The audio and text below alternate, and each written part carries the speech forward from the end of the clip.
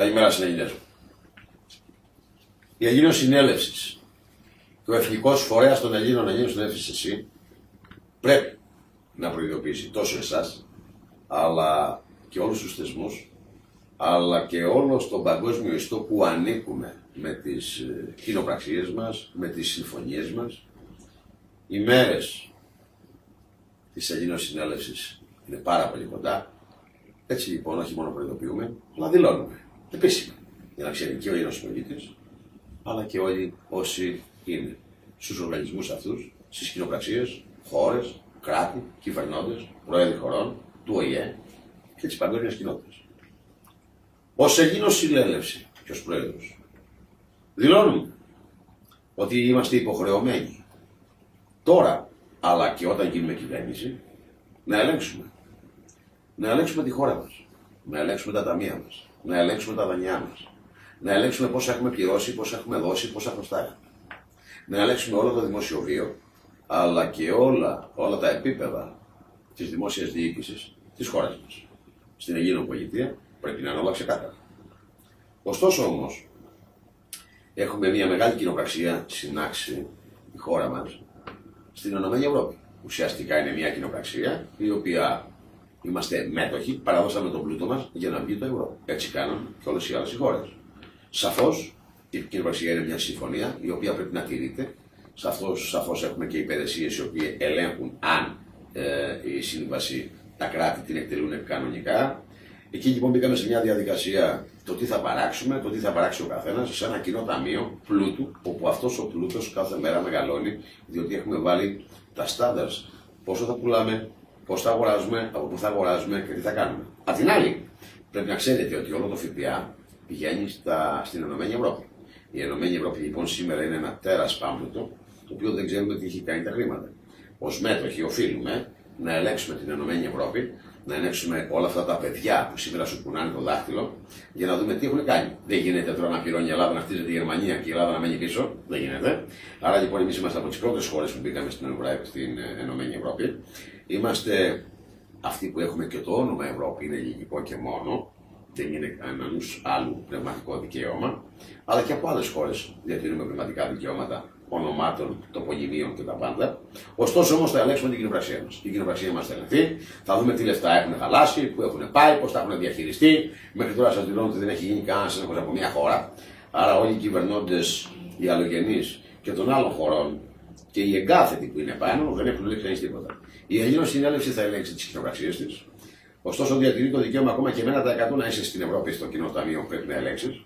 Έχουμε όλα τα δικαιώματα να ελέγξουμε τι έχουν γίνει ο πλούτος μας. Αλλά όχι μόνο εκεί.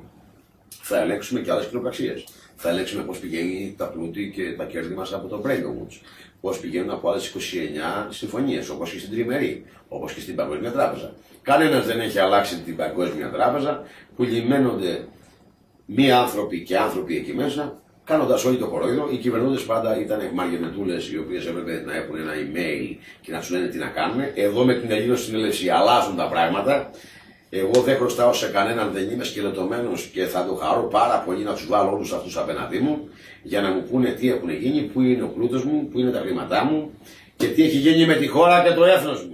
Σαφώς θα ελέγξουμε και τα παράγωγα, γιατί μια τέτοια συμφωνία δίνει το δικαίωμα να επενδύσουν οπουδήποτε σε θυγατρικές, σε άλλες συμφωνίες, σε παραπλευρή και παραπλήσεις συμφωνίες.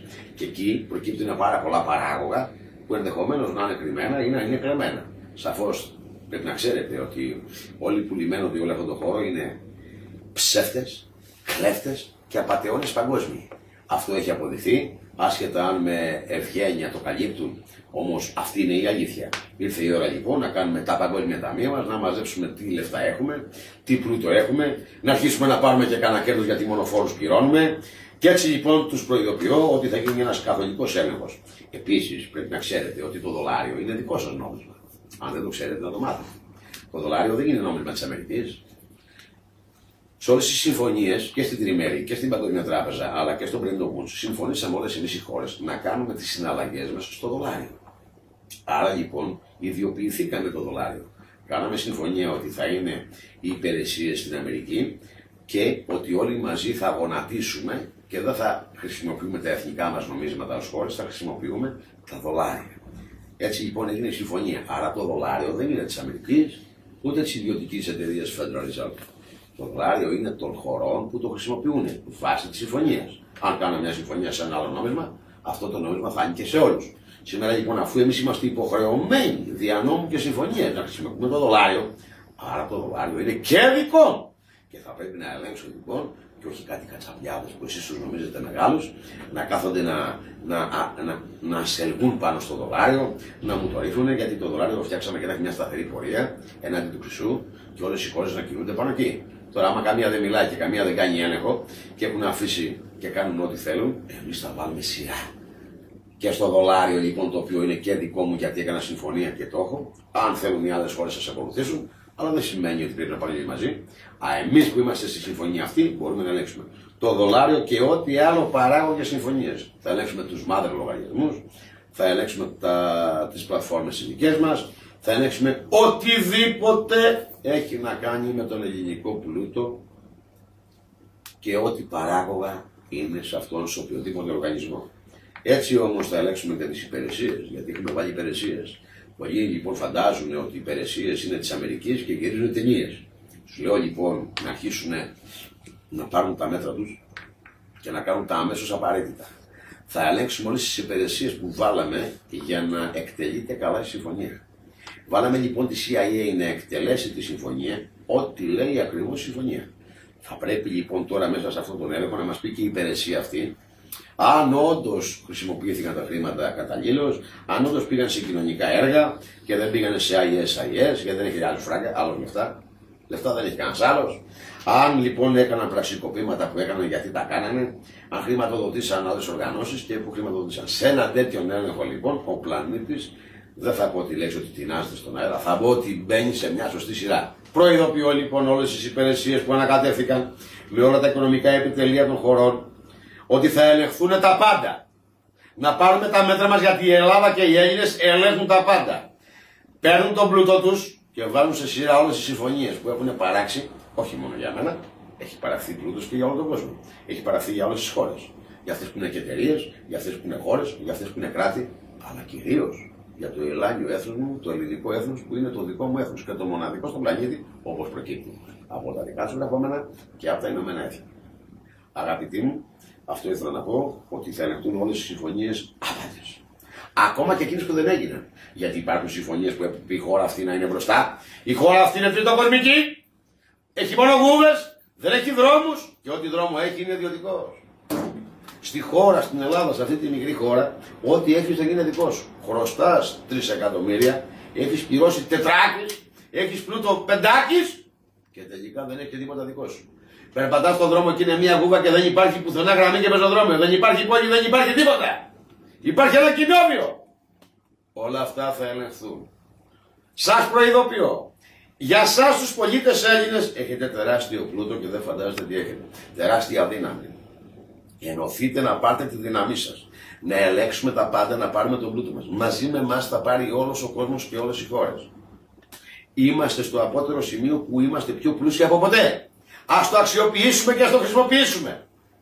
Και αφήστε τους παπαγάλους να λένε. Κλείστε τα αυτιά στις ειρήνες.